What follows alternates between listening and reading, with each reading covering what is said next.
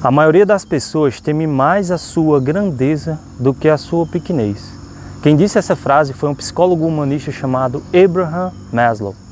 Através de sua experiência clínica, Maslow conseguiu identificar que muitos dos seus pacientes tinham mais medo de evoluir no que desejava do que ficar estagnado onde estava. Então muita gente preferia estar em seu estado atual do que correr o risco de dar errado no que elas realmente almejavam.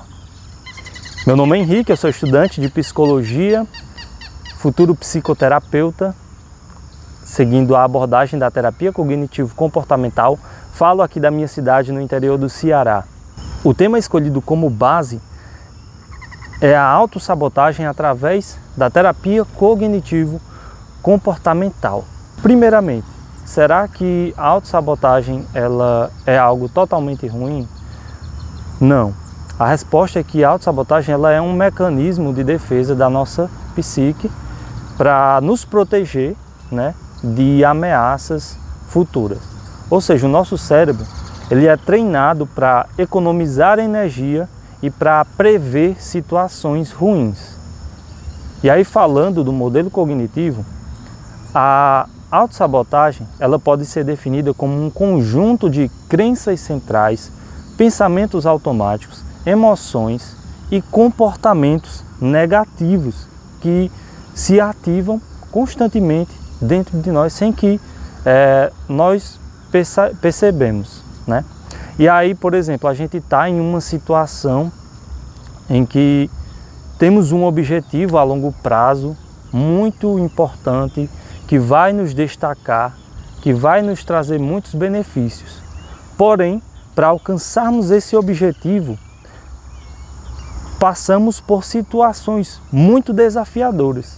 E o nosso cérebro, ele não está acostumado a lidar com essas situações desafiadoras. Então, como ele é programado para prever uma situação de dor emocional difícil e economizar energia, o que é que ele faz? Ele vai priorizar o prazer imediato e vai adiar o prazer a longo prazo. O que parece um paradoxo, né?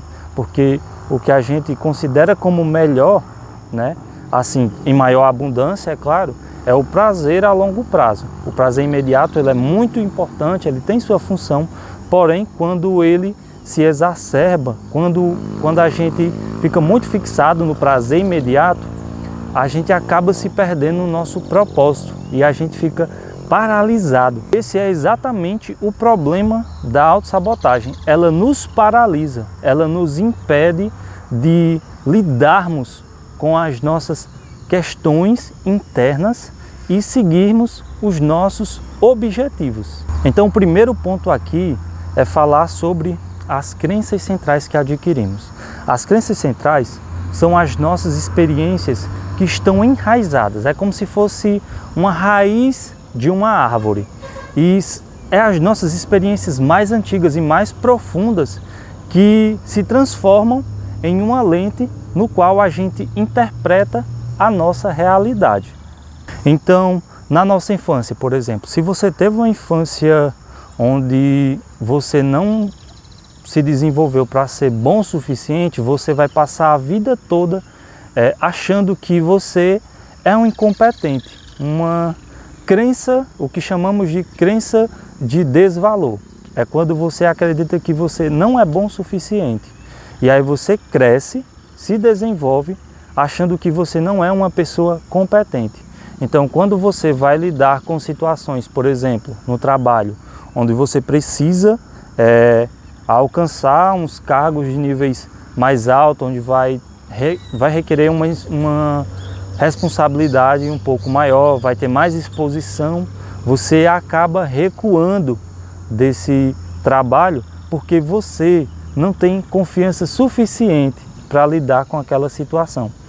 Isso aqui é o nosso cérebro trabalhando, né, prevendo uma dor emocional que você vai sentir e recuando, justamente para que você não sinta aquela dor.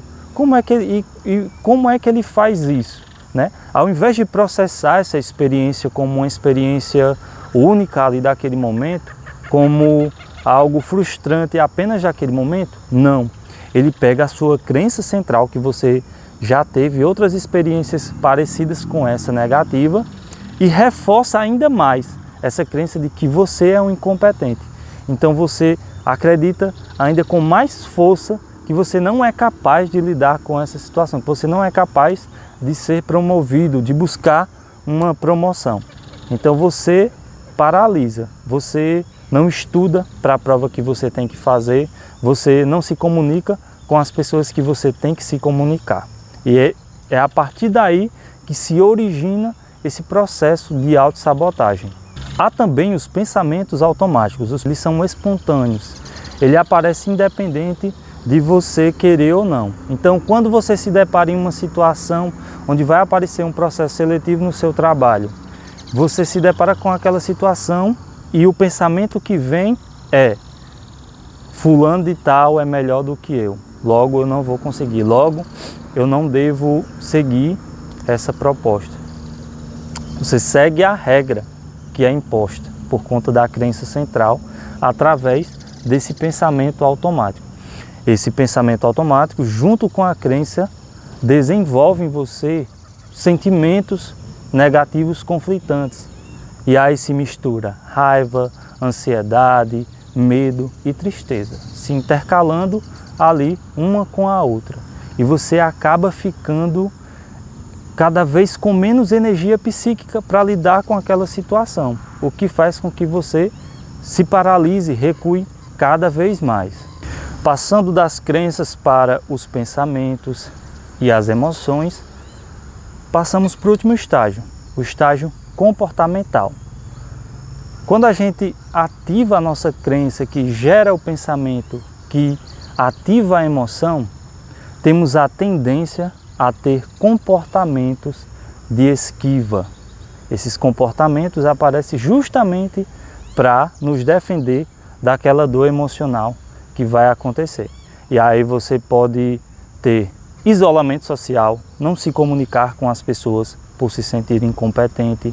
Você pode desistir do processo, não fazer a prova, ou até se inscrever, mas não estudar para a prova do processo seletivo para você se desenvolver nesse cargo. E aqui eu estou usando esse exemplo, pessoal, mas a gente pode utilizar para várias áreas, né? Uma pessoa que desiste da faculdade no meio, uma pessoa que às vezes quer ser um trabalhador autônomo e acaba recuando por não se sentir bom o suficiente.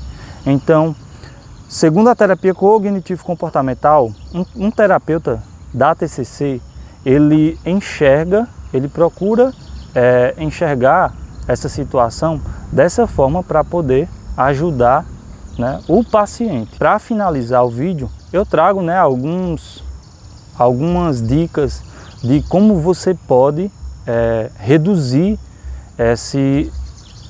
esse comportamento de autossabotagem e conseguir conquistar mais os seus objetivos, né? Eu sei que a vida é muito difícil para muitas pessoas, eu digo isso por mim também, que me autossaboto constantemente, né? E que busco me desenvolver. Então, algumas coisas que eu já estudei na psicologia e que não necessariamente a gente vai precisar ali de um apoio profissional, caso a sua questão não seja tão grave, ou você não sinta necessidade ou não tenha condição financeira, é o conceito de aceitação radical.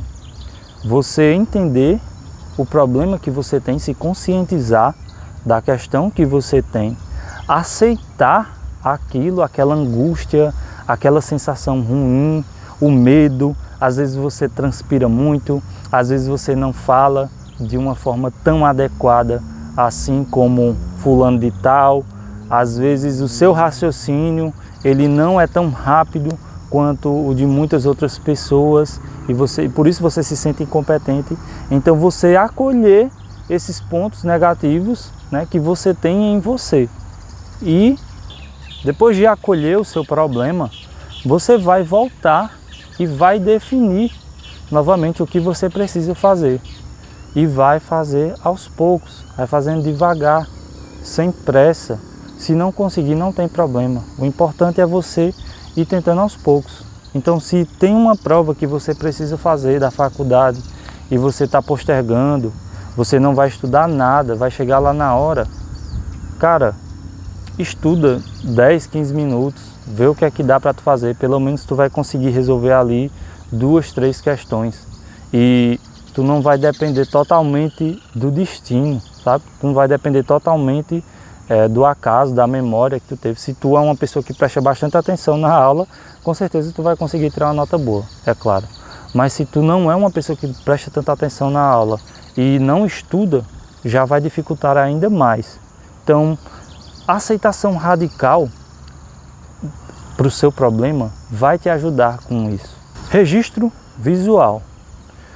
Fazer anotações também é uma técnica muito boa que faz com que você transforme o problema no tamanho que ele realmente é.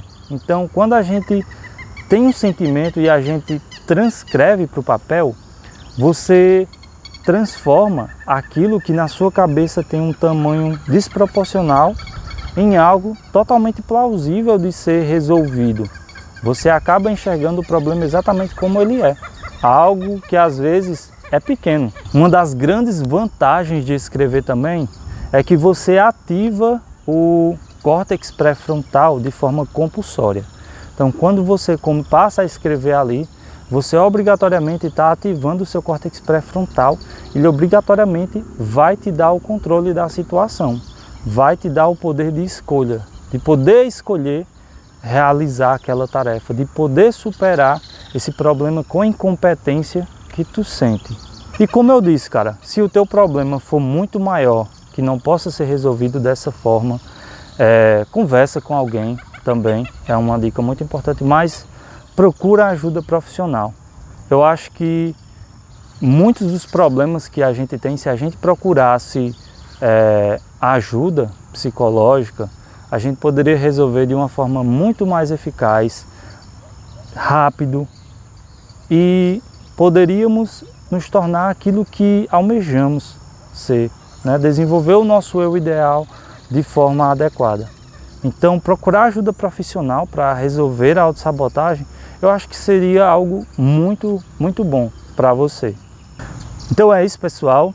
Eu espero que vocês tenham gostado desse vídeo.